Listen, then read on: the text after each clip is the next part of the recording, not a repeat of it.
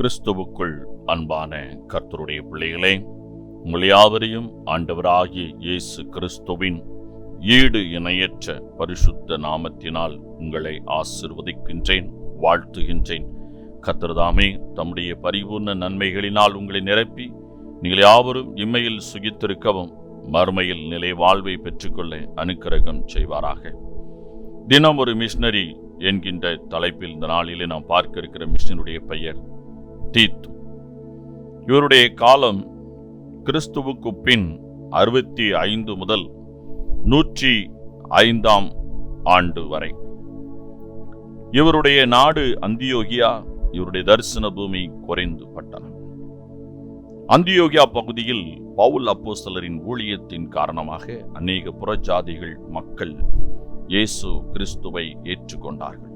அவர்களில் ஒருவரே இந்த தீத்து. பவுலால் உத்தம குமாரன் என்று அழைக்கப்பட்டவர். தீத்து என்ற பெயருக்கு கனவான் என்பது பொருளாகும். இவர் சீரியா நாட்டின் அந்தியோகியா பட்டணத்தை சார்ந்த ஒரு கிரேக்கர். இவர் லூக்காவின் சகோதரர் என்றும் கருதப்படுகிறார். கொரிந்து சபையில் பல சீர்கேடுகளும் மனக்கசப்புகளும் ஏற்பட்டிருந்தபடியால் அந்த சபை பிளவுபட்டிருந்தது. ஒருவருக்கொருவர் விரோதமாக காணப்பட்டனர். நீதிமன்றத்தில் வழக்காடும் வழக்குகளும் குவிந்து கிடந்தன. விக்கிரகங்களுக்கு படைக்கப்பட்டவைகளை புசித்து வேற்று மத போதனையில் சிக்குண்டு காணப்பட்டனர். பவுலின் ஊழியத்திற்கு எதிராக கேள்விகள் கூட எழுப்பப்பட்டன. இந்நிலைகளை மாற்றி திருச்சபையை புதுப்பிக்க பவுல் அப்போஸ்தலனால் அனுப்பப்பட்டவரே இந்த தீத்து. கிறிஸ்துவின் அதிகாரத்திற்கு கீழாக அந்த சபையை கொண்டு வந்து ஒழுங்குபடுத்தினார். இவர் இந்த வெற்றியினால் மேலும் பல பொறுப்புகள் அவருக்கு கொடுக்கப்பட்டன. மத்திய தரைக்கடலில் இருக்கும் கிரேத்தா தீவில் அநேக சபைகள் இருந்தன. ஒழுங்கான அமைப்பு இல்லாமல் வளர்ச்சி குன்றிய நிலையில் இருந்த திருச்சபைகளை ஒன்றிணைத்து புத்துயிர் கொடுத்தார் தீத்து. சபைகளை விசுவாசத்தினாலே ஆரோக்கியமுள்ளதாக மாற்றி கிறிஸ்துவின் மேல் உள்ள பற்றுதலை ஆழப்படுத்தினார். யூதர்களிடமிருந்து புறஜாதிகளிடமிருந்தும் வந்த தாக்குதலை சமாளித்து கிறிஸ்துவின் ராஜ்யத்தை அங்கே நிலைநாட்டினார். தீத்து தன்னை முன்னிறுத்தாமல் கர்த்தரை மகிமைப்படுத்தியபடியினால் சபையின் உட்பூசல்கள் அனைத்தும் நீங்கின. திருமணம் செய்து கொள்ளாமல் சபை பணிகளையே தனது முழு லட்சியமாக கொண்டு தீத்து செயல்பட்டார். கிரேத்தா தீவு சபைகளின் பேராயராக சேவை செய்து கிறிஸ்துவுக்கு பின் 105 ஆண்டு மரித்தார். சுய பெருமையை நாடாமல் கிறிஸ்துவுக்கும் சபைக்கும் பணி செய்ததால் மேலான நிலைக்கு உயர்த்தப்பட்டார்.